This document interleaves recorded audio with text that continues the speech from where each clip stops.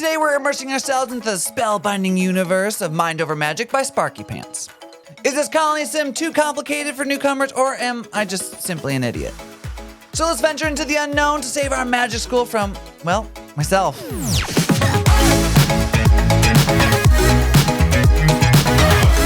Thank you for listening to the First 30 Podcast. I'm your host, Chad Callahan, and alongside me are the LARPers who take it far too seriously, Tim Harris. Hello. David Marino. Magic missile. And Rick Weirdbeard Ogreheide. I cast it at the darkness. I've always wanted to LARP. It's one of those things that I think would be kind of fun, but also I don't think I could handle the people who did take it far too seriously. Okay, now here's the line between, because again, I think like when you say you want to LARP, it's like somebody saying they want to be a painter. There's a lot of levels to it, because I remember there's like LARPing where you can be like with your friends and having fun and stuff like that. Or are you talking like, I have a red ball that is a fire spell, and when I cast it, it does X number of damage, and what's your hit point? Like, how serious is Chad going to take LARPing? I am not going to be, if there's math involved, I'm out. That's why D&D is good for me. No D&D for you. I'm not into that. I live with a LARPer. I live with a LARPer. Who's LARPer? Yes, Josh is a LARPer. Really? And let me tell you, I was actually interested in LARPing until I lived with a LARPer. Those people take it so seriously that they will come home and they will discuss the on-field drama like it actually matters in real life all the time. And it drives me fucking crazy. Wait, Rick, didn't we have a LARPing group that was like right outside of our old job? Yes. And they were like really crazy, but about it, Yes. I can't remember what was happening, but I do remember that they were in their front yard, like throwing shit at each other. And it was like epic battle. It also makes me think of what's that movie with, I think it's Paul Rudd is in it. With the kids. With the kids, whatever that was. They were supposed to be like, I forget the name of it. I know what you're talking about. But yeah, there's a movie with Paul Rudd in it where he has students who do it, and like I think that's what turned me off. Role models. Role models, yes. So like I, in my head, younger me with lots of RPGs. Love it. I think I'm like, oh yeah, this is gonna look cool. But then you see the wide panning shots of like nerds doing it. You're just like, no, I don't think I can commit. You know, the only show or movie that did it where I was like, I might get into it, which was really funny. And it was Melissa McCarthy's show, God's Favorite Idiot. Where she goes in and basically just beats the hell out of everybody because she's the queen and she's just like super epic about it. I would do that if it was like that. Like I would do it with like more swords. I don't really want to fight with like magic missile. Like, 'cause I feel like that's hard to like quantify. Like it's easier to be like, okay, I hit you with sword, your arm is fallen off. Like that makes more sense to me. But okay, last question real quick. Sorry. Yeah, we got way too deep into this. What is more embarrassing, being a Civil War reenactor or a hardcore like LARPer? I feel How like do you know if the you get- Civil War thing is worse. How I do really you know do. if you get hit as a Civil War person? Oh, wait. No, you play a character, you know that you die, right? Yeah, exactly. So you know, like at this point, you're going to see that's less fun because at least as a LARPer, you're fighting to the death and you still think you're going to win. No, but Civil War the guys is Civil like, War, I'm dying and just like no, the Civil War reenactment though, it's you're not. You're playing a character, so it's almost like a play. You're showing off a historic battle or a historic event that happened. You're not out there scrambling, running around. Oh, I hit you, or like like an airsoft battle. Oh, I tagged you. No, you didn't. I didn't get hit. And like, yes, I hit you with my thing. No. You're down. I'm like, no, I'm not. I'm still going. See, that's this why is I'm not here's that. the You thing, just right? play One play. side of that is actually already an embarrassment. So, right? Come on now. All right. That's fair. Anyways, let's move on. We do have a game in store where Rick is going to name we're going to name some Metacritic's top 10 games that are scored of all time. So let's see what these games are. So how are we going to do it? We just going to each take a guess or? Yeah, so here's how we'll do it. I have a list of the top 10 Metacritic rated games of all time, and I just need you to shout out a name that you think is going to be on the list. It's a free-for-all. You guys get to tag in whenever you want. Okay. All right. Final Fantasy Tony Hawk's 7. Pro Skater 3. Number 7 on the list. Oh, which one? Tony Hawk Pro Skater 3. Final Fantasy 7. Yeah, I don't. Final Fantasy 7 is not on I don't think the that'll make Metacritic the list. list. Dang. GTA 5. Oh, that's a good one. You are correct at number 9. Number Ooh, 9. So we have damn. number 7 and number 9. there. Ocarina of Time. Oh, yeah. Number 1 Oh, okay. No, with a 99. It is the highest rated Metacritic game in history. Minecraft. It is not on. Oh, the interesting. list. I thought that might have been a big one. Okay, I don't know if this is going to count as a game because it's more of a hub of games, but there's Roblox on there. No, it is not. Okay, so No. I don't think all right. Roblox like got Counts. scored. There's None, too yeah, many none of these haters. games outside of Grand Theft Auto 5 are live service or like living okay, titles. Okay, so these like, are more like Half-Life 2. Half-Life 2 is not on the list. Wow. All right, we got a couple more guesses before. The original Halo. Ooh. Not on the list. Is any of the If any, Halos on I there? would think Halo 2 No Halos exist on Okay, this no list. Halos. Wow. Mario Galaxy. Skyrim. Super Mario Galaxy, number 4. Good Skyrim. choice. Okay. Skyrim Oh, is yeah. not on the list. What? I'm bad at That's all right, this. I guess. I'll allow it. Think of there's still a couple of Nintendo games on here. Oh, so I see where this is going then. So they're going heavily on the Nintendo side of this. So we have what Ocarina of Time. You said which one It's was based on user scores. I guess, but at the same time, just not making sense to me. It's an aggregate. Is it another Zelda yeah. Is game? this is user scores or critic Yes. scores? The Metascore. So Metascore is It takes all of it into yeah, it's consideration. all I of it. see. It's Okay, both. Yes. gotcha. I So thought they split children. One of the games on the list had a sequel release last year. A sequel? Mhm. Star Ocean? No. No. No. No. I'm trying to I think of wish, games I I wish. even played last year that had a sequel. Best of all time. Final Fantasy VI. Incorrect. No Final Fantasies exist on this list. Best of all time. And it had a sequel last Breath of the Wild. Correct. Breath of the Oh, Wild is number 6. It had Tears of the Kingdom released last year. Okay. dang. So we don't know 2 or 3 still? Yeah, you don't know 2, you don't know 3. 5 is still on the board. And Grand Theft Auto 3. Oh. incorrect. Grand Theft Dang. Auto 3 is not on there. I don't know. What about 4? Grand Theft Auto 4 is number 3. Okay. Oh. There it is. It's 4 over 3, really? I still like 3 Yeah. more. I like 3 more too, but yeah. Maybe it might be nostalgia. Okay, my last guess is going to be. I'm thinking Nintendo here. I know there's at least one more like Tetris. PC centric game on there. Tetris is not on there. Darn, I was trying to think Mario of big names. Kart Double Dash. You're on the right track, but wrong. Mario Kart 8. Not Double Dash. No. I It's didn't not think a it- Mario Kart game. Oh, Okay. Super Mario Party. No, it's no Mario no, Party. it's not. No. So it's got to be Mario. I'm going to start filling these in, starting Wii from the bowling. bottom. Number 10, Metroid Prime for the Okay. GameCube. Oh, duh, It's- that makes okay. sense.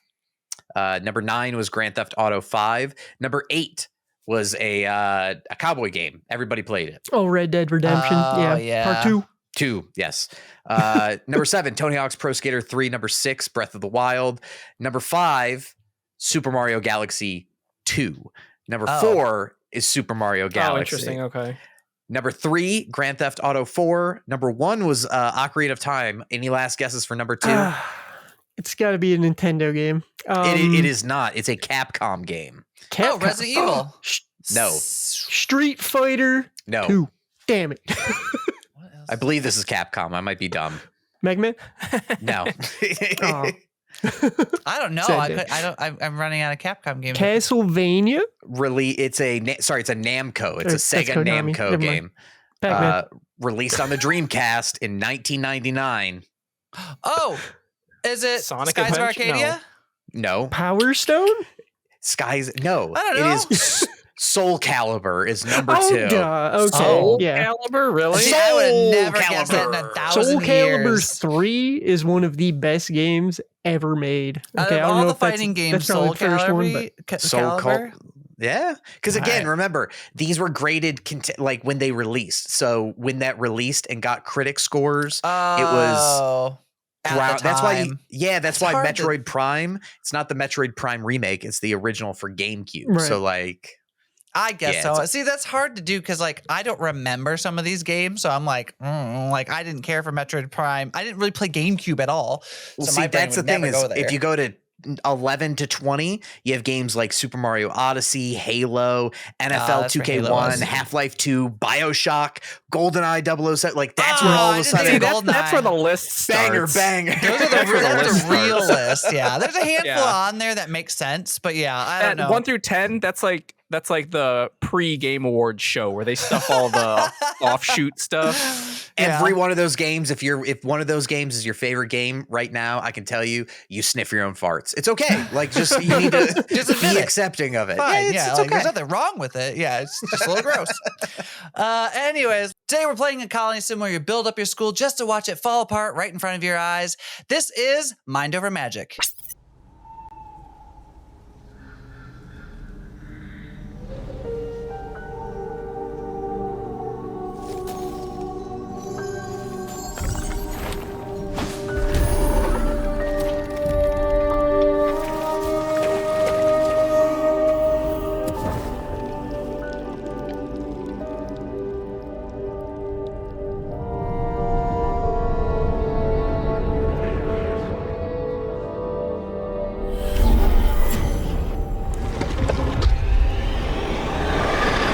I will say the trailer for this is not at all what I think they should use to advertise this game, because I feel like I was thinking that this was more of like, I thought it was gonna be more like Sims a bit more, less colony sim, I guess is the word that they're using for this.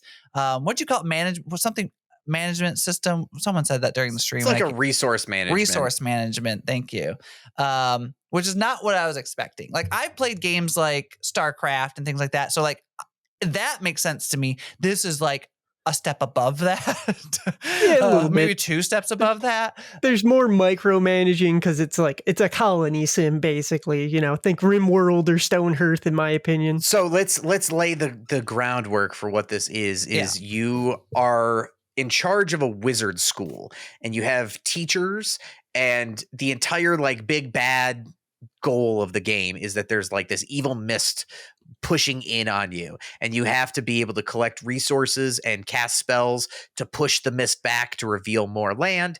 And while you do that, you're doing things like building your school or making apprentices and teaching them things while collecting and managing your resources. Yeah, and the whole time everything just gets more and more challenging as you go. But the art style overall of this game, like David, when you first came on, you expected this to be a 2D game, but it's very much, even though it's on one plane, it is very much 3D. And actually that kind of helps because within this game, you can move like basically you're moving up and down to see like every area in the game, because there's like different levels as you build. So like there's the bottom level, which is kind of like underground. And then, there's a bunch of different items down there that you can already use as far as like getting rid of the fog, or I think there's 2 other chambers. I can't remember which were down there. And then there's you start building upstairs, and that's where you start gathering stuff outside and then still building up. The nice thing though is like you can kind of scroll inward into the buildings, which that was nice. That part I actually kind of really enjoyed, because like I could see the rooms more, I could see the characters a little bit better, I could see them actually interacting with stuff. It didn't feel like I was like that not Skyrim. What's the game I just Star Ocean? Nope, the other one. StarCraft. Thank you. Sorry. I literally just said it. StarCraft, where you're just like one, you see just one plane of it all. So I did like that.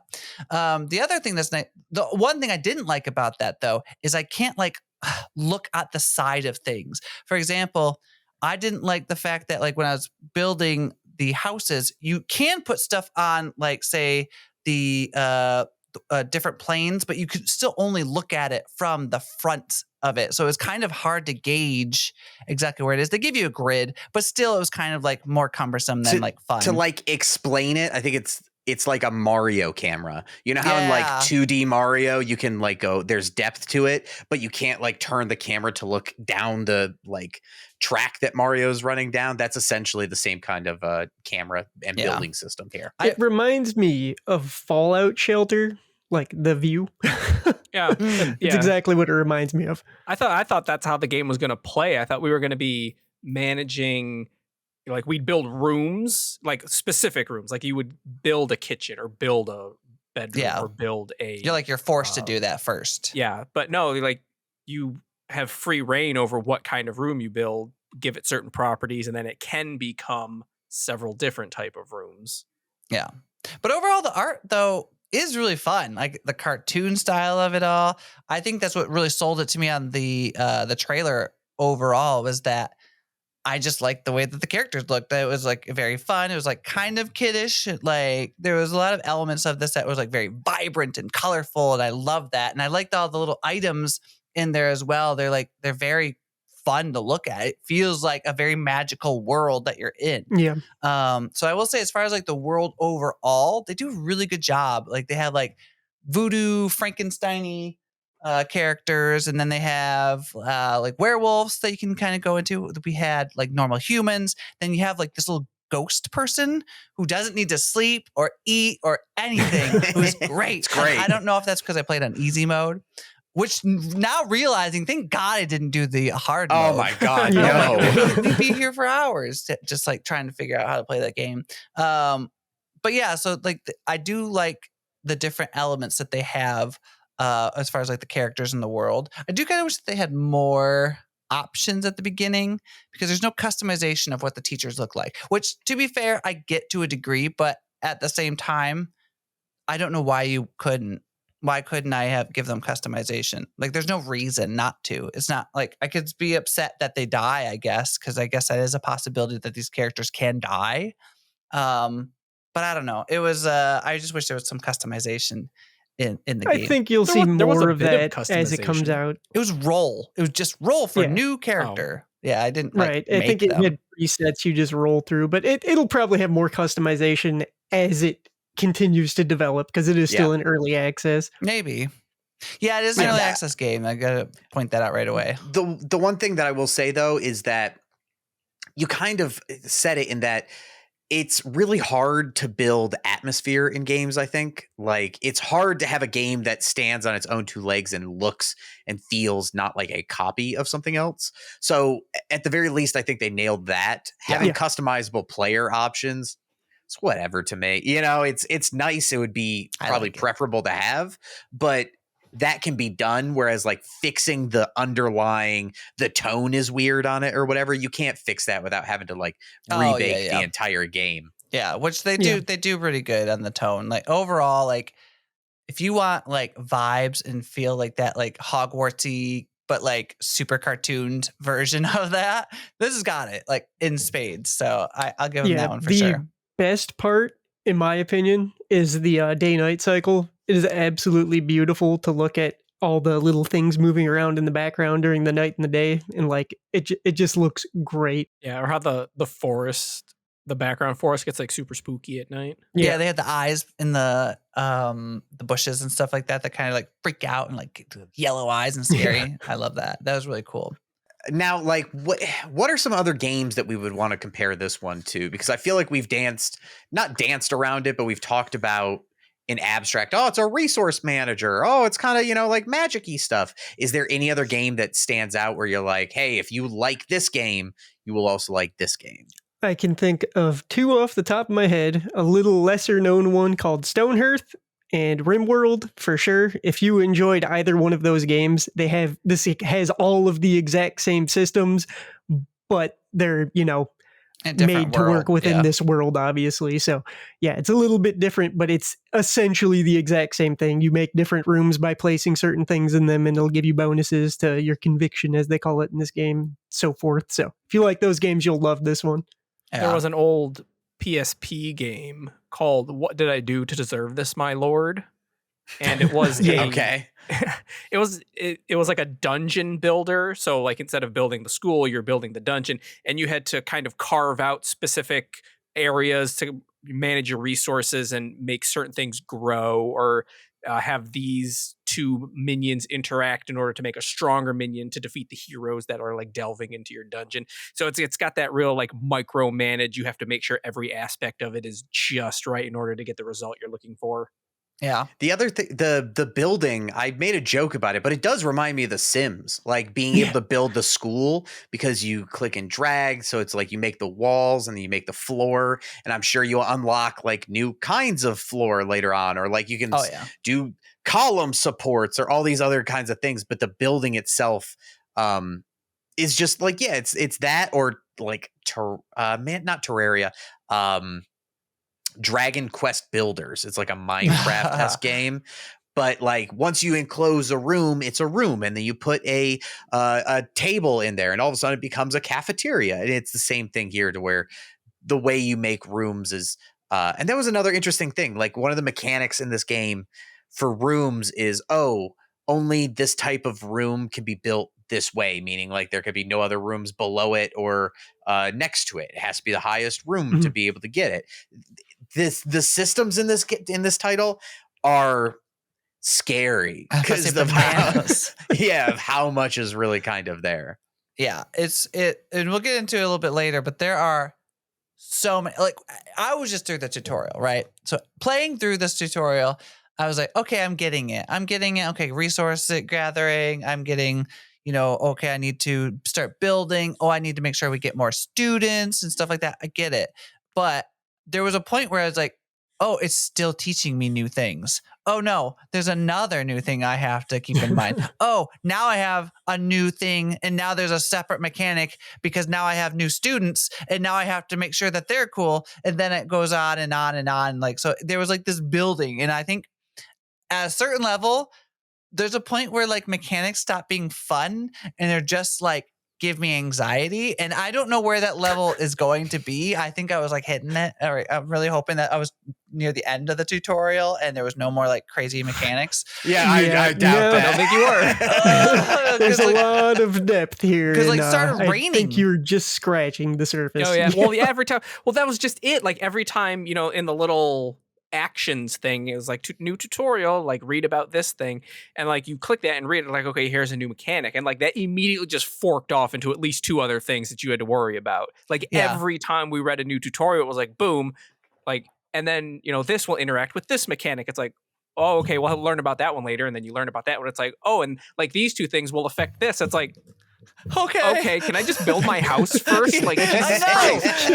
I think that's the frustrating thing, and like maybe after you get used to it, it'll be a little bit easier to do. But like, I think the problem with these types of games, and this just goes to show what type of person maybe I am, is that there's just so much to do. I can't focus. And I think if someone has ADD or like ADHD, like you cannot play these types of games. And maybe I'm wrong. I don't know. Because like, it literally is. I don't know if you've ever seen that episode of. Oh, it's the Bryan Cranston show. What's the Breaking Bad? No, the kids with Malcolm the kids. in the Middle. Malcolm in the Middle. There's an episode. That's Breaking Bad. Yeah, that one. No, there's an episode where he keeps like finding something broken, and then he goes to go fix it, and then he finds something broken over there, and so he goes to fix that, and then it's like this train. That's what it felt like playing this game. It was just me being Bryan Cranston trying to follow the breadcrumb trail of broken things until I got to the end, which will never happen. Yeah, kind of how these games function in a way. Like, this is the type of game that you have to play in order to learn.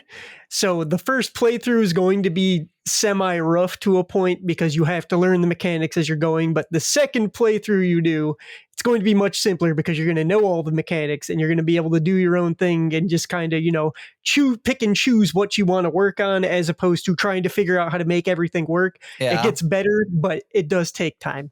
Yeah, this is definitely not something for new players, but we'll get into that next. Also, a quick reminder, if you want to watch this instead of just listen to it, you can go on our YouTube channel at youtube.com/@first30podcast. But let's get right back into Mind Over Magic and talk a little bit about that new player experience that I was talking about. I am not a colony sim person, and I think that's blatantly obvious if you watch that stream. But have you played like Factorio? No, see, I'm more of a go at my own pace kind of person in most games. So any type of game like that where there's a lot going on, like I like Satisfactory, I like Minecraft, which there is a lot of this management. I don't mind management. I don't like management on a time crunch. And I think that's what this game is. So that was my problem. And it's like, sure, there's some mechanics in these games that have these time crunch elements, but this one's really, truly all about time crunch. Even to the point where it's like you to progress well, you have to 3 times speed this. You know what I mean? To even get further in this. So the whole thing about this is, and this is early access, so a lot of this could change. But when we first open this game, it kind of just says, hey, do this one thing. I'm like, okay, cool. Did one thing. You know what it felt like? It felt like Keanu Reeves plugging into the Matrix for the first time. And he comes out and is just like, I could do Kung Fu. Like your brain, I could feel the temperature rising. As soon as it dropped you in, it was just like, go ahead, start playing. And you're just like, it does. Okay. And it was like, it's trying to teach me. But the problem is that everything's everywhere. There's something at the top left. There's something at the top right. There's the whole bottom is just different buttons. Then you can click on characters. You click on all those items, and it's just like everything's clickable. And yeah, sure. Eventually, once you start clicking on things, you could just figure it out. But again, you have that time crunch. And the worst part is you have this fog slowly coming in, which is the only thing they tell you about right away is that like fog equal bad, fog equal eat you and you die. And so I'm like, okay, fog, I need to worry about the fog. So the only thing I really knew the first 10 minutes is like, I need to get rid of the fog. Everything else, I was just putzing around. But I don't want to put it too much into the dumps because I think eventually I did start getting it. I think I just needed to putz around with it long enough, and then eventually it would give me another indicator like, okay, you learned that, now here's this. But sometimes it just felt odd, and I think I'm hoping they change this in like some like do releases and stuff like this, updates, because like I would already start doing a thing and then it's like, here, learn about this. And it's like, I've been doing that for the past 5 minutes, bro. Like, I don't know where you've been. You got a little ahead of yourself. Yeah. And I think they just need to put like a lot of those up right away instead of just parsing them out. Like that. In the game's favor, they do give you tooltips for everything, but you have to hover over the buttons for them to do it. So until you figure that out, you're not going to be learning about those buttons. And there's a lot of buttons inside buttons too, so that makes it harder. At least for like, obviously Chad was playing, and probably for like me, like learning along with him, you got to kind of unlearn some things from, say, like Minecraft that we would normally play. Because, you know, in Minecraft, I want to build this. Okay, I need to go get wood. I need to go get stone, and I need to make this first. But in this one, you don't really have that choice. You kind of just gather, like you can gather stuff or you can mine stuff. You can tell someone to do that, and then they'll have to collect that. Well, some of it, that was weird too, because some of it immediately went into our resources, but then other stuff got left on the ground. Yeah, and then we had to pick it up, put it in a chest. Resources, which is confusing. Did they? Yeah, I guess. I don't know because they still took up room in the chest. Yes. No. So So we couldn't use any of that stuff that was just sitting on the ground. I didn't have. All right. Okay. I didn't have chests for like half the game. So we had to have used the stuff that was on the ground. That's what I'm saying. Some of it was just like automatically given to us, and then some of it needed to be picked up. And one of the things that the distinction, we haven't said this explicitly in this review yet, but the characters that you control are not directly controlled, meaning like you don't. In Minecraft, I want that tree to be go and cut that tree down. This is more you give the characters tasks, and they have like an AI to them that. I like teaching, so I'm going to go teach my students first, and then I'll get to chopping the wood or whatever you're asking and you can them set to do. Priorities too. So like if you have to control all of that, it's very important. Just like RimWorld, you have to constantly be adjusting your priority list, because you can make, when you're setting up for harvesting, for instance, you can have people harvest a bunch of trees and a bunch of rocks, and you can tell certain people not to touch the trees, so they only harvest rocks. That's so confusing. But you have to set all of that. I was reminded more of like a park builder, like Roller Coaster Tycoon, where like that's exactly yes. You have these maintenance guys, and like you're just gonna work on this roller coaster, or you're just gonna sweep up the vomit, or like you're just gonna stay in this area and mow grass, or whatever else they can do. But that's like you have to dictate what they're going to do and not actually control them doing it. Yeah, which was kind of confusing because I eventually started getting it, but like I was so confused at why like it kept telling me like, oh, staff is idle. So it'll tell you when characters aren't doing anything. And I had a hard time trying to figure it out. And I kept clicking on them and like clicking on something to make them do. But it's not a matter of clicking on them and telling them specifically what to do. You just click on stuff and things will happen, and your priority levels of what they're designed to do on that weird priority list, which is very, very extensive and very confusing when you first look at it, dictates who does it. And I think that was the thing that was really tough for me, because I'm very much, you do this, and you can do it to a degree, but it's not always perfect. So like my question would be to Tim or David, the complexity of the systems, because it's not only can you do priorities lists, there's also a schedule, and there's a schedule for students versus a schedule for staff, and you can like do it hour by hour. Does the intricacies and the complexities of these systems work against the game, or does it seem to make it deeper? Like, is it prohibitive, or does it make it be like, ooh, there's all this stuff to know? Yeah. So as a person who's used to these systems, I don't see a problem with it, but it is not easy to pick up at first. So for new players, it's a rough ride for sure. It seems to be exactly the same as any other game like this. So it's going to become easier as you get more people, because you'll be able to set specific schedules for groups of people.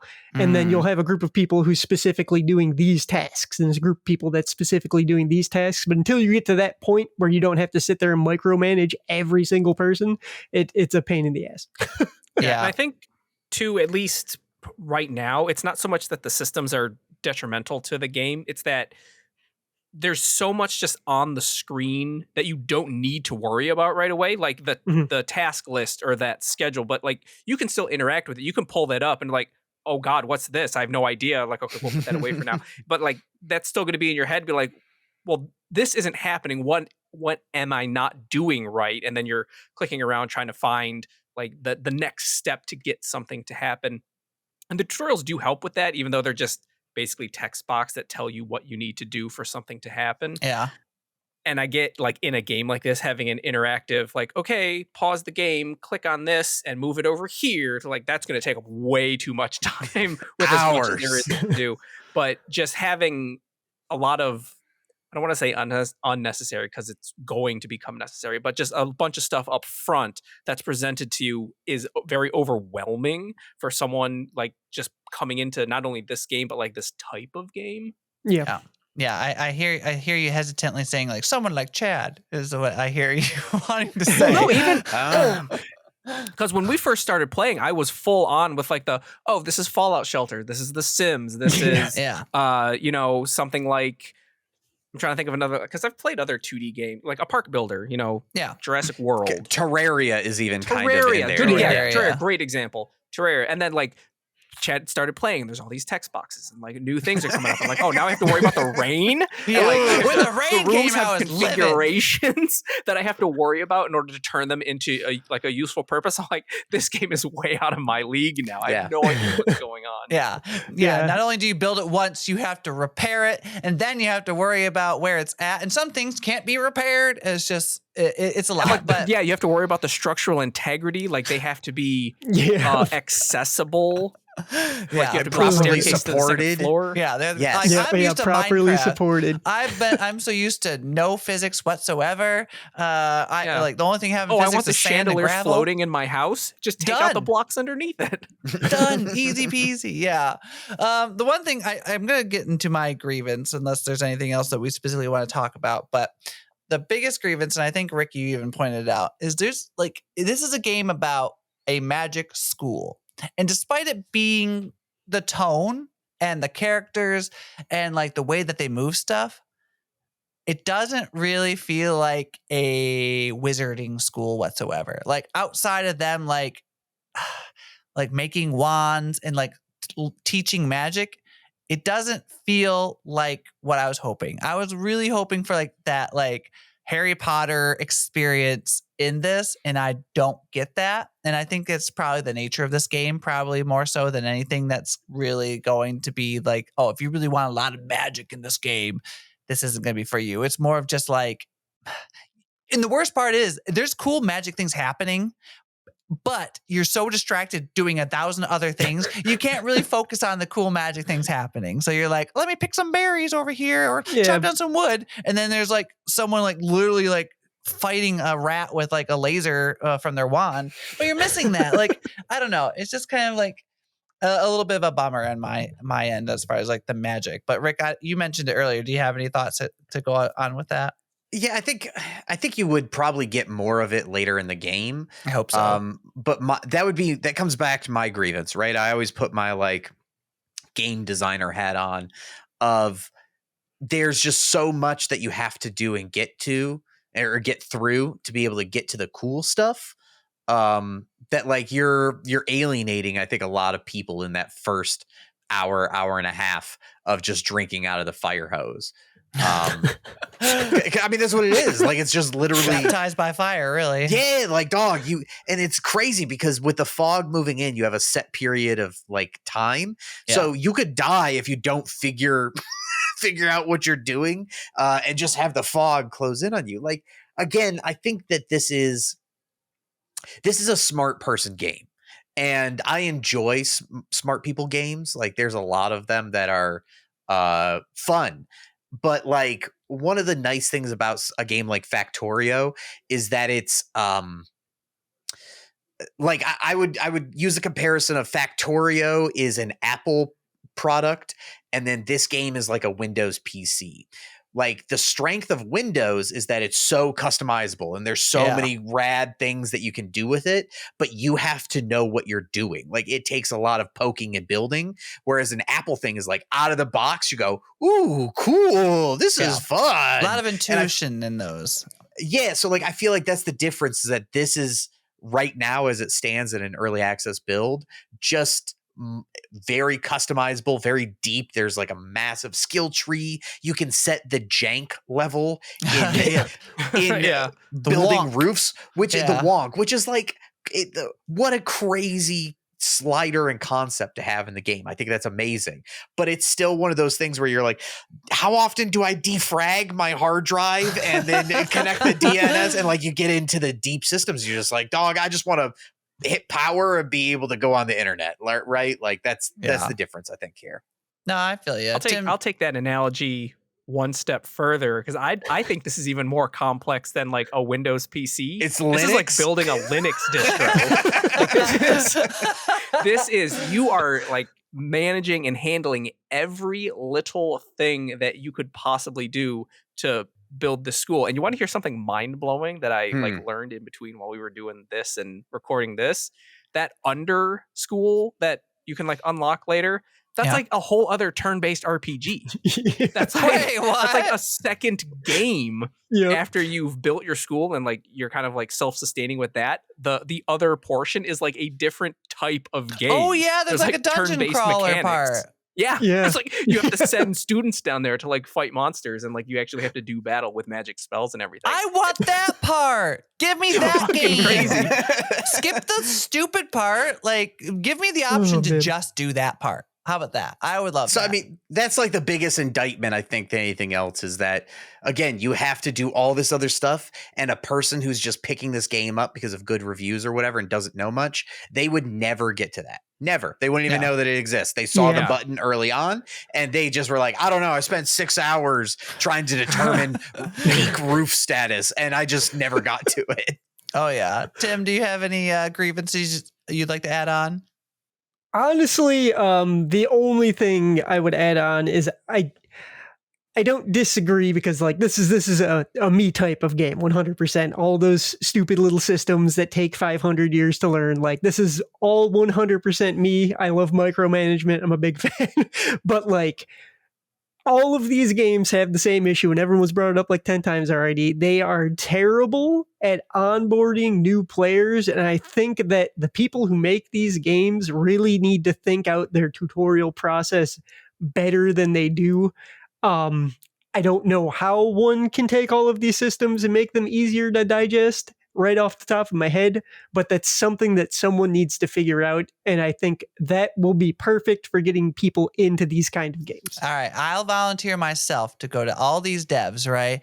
And then they can just listen to me as I play, and everything I bitch about just fixed.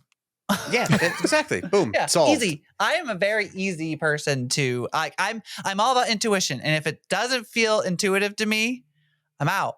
You know, like, so yeah. I feel like that's something that like I'm really big on, and I harp on a lot in the show a lot. But this game actually lacks one of the quality of life things that I love from RimWorld and Stonehearth is you can literally, like, when you want to send your people out to harvest stuff, you just draw a big square. Yeah. And then it'll mark everything in that area for harvest. And then the people with priorities that are higher are going to go do the things you want. And anyone who's not doing whatever will be doing what you told them to do. Yeah. You kept telling me to do that, and I was like, I don't know how to do that. Maybe it's something later, but I don't know. I was like, it's not working, Tim. I don't know what to do. But anyways, we're going to get into the final say to see if we're going to continue. And since I played the game, I will be going last. So we will start with David on this one. I know. Ooh. Drum roll, please. Will you continue? I will continue. Ooh, this okay. Game. It don't get me wrong. After everything I've seen so far, this game looks incredibly daunting. Yeah. But at the same time, there's enough there kind of like in the larger picture where, like, I want to design a magic school. I want to make rooms and, you know, have things going on, and perhaps it gets a little bit easier once you can get more students in, and that way you can have groups of people like doing specific things, and I won't need to worry about them collecting stuff anymore. I can send someone down every once in a while and push the fog back and worry about expanding my resources so that I can do more stuff.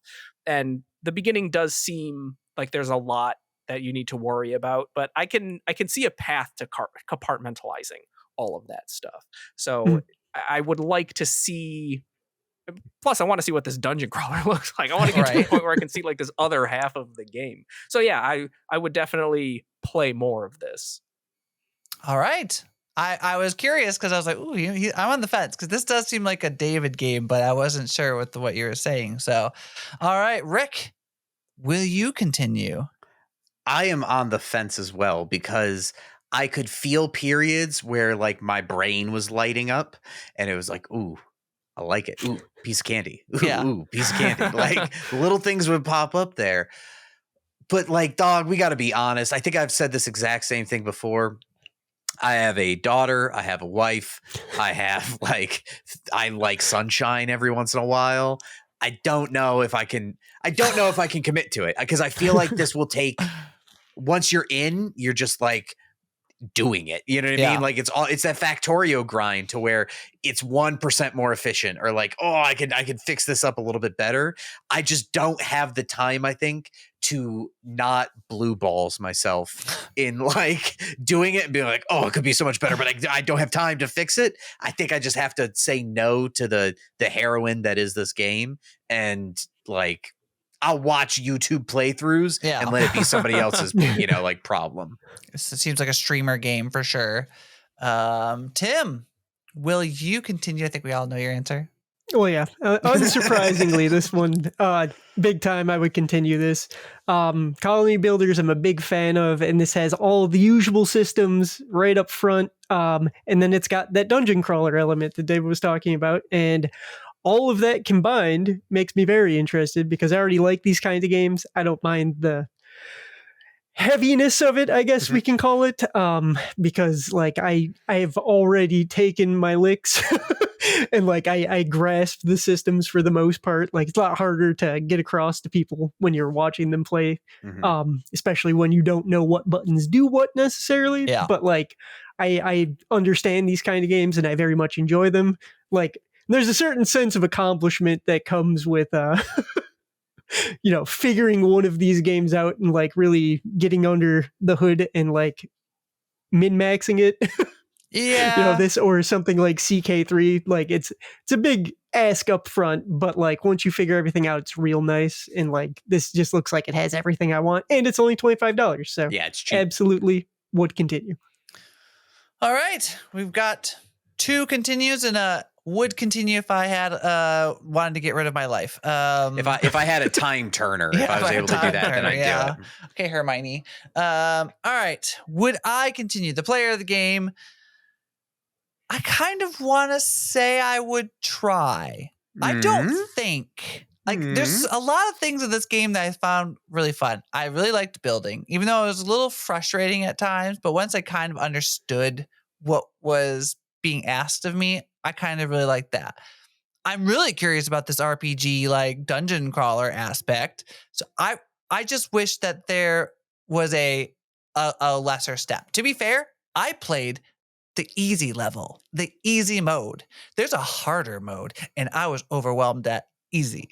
So I just wish that there was like a step back mode to where there's like maybe not quite as many mechanics, and there was like a baby's first colony sim option. Just where they take out certain elements, maybe degradation goes away, maybe just certain things that I don't have to worry about as much. Like the fog obviously is important, and I kind of like that as like a time element, but I wish that there was just like a one step back option, and I think I'd be in. So I'm hesitantly saying I would continue. That's crazy. I'm only saying it because I really like the vibe. I don't know how often I continue. I'm going to tell you this right now. The minute that it gets like overwhelming, I'm out. And I have a feeling it's like an hour away. I was an hour away from that. So I don't even want to even say I'm in. But just for the sake that like for those who are into this game, I want to say I think this is a solid game. I think there's a lot in here.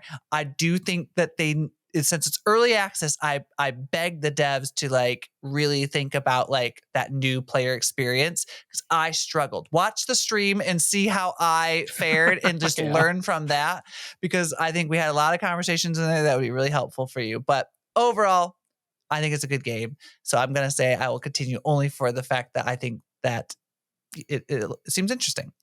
But if you did want to play this game, it is only $24.99. It is early access on Steam. I'm pretty sure it's only Steam available. So you go over there and check it out. So thank you for listening to The First 30. And don't forget, you can find all the insanity and look at our beautiful faces on youtube.com/@First30 Podcast.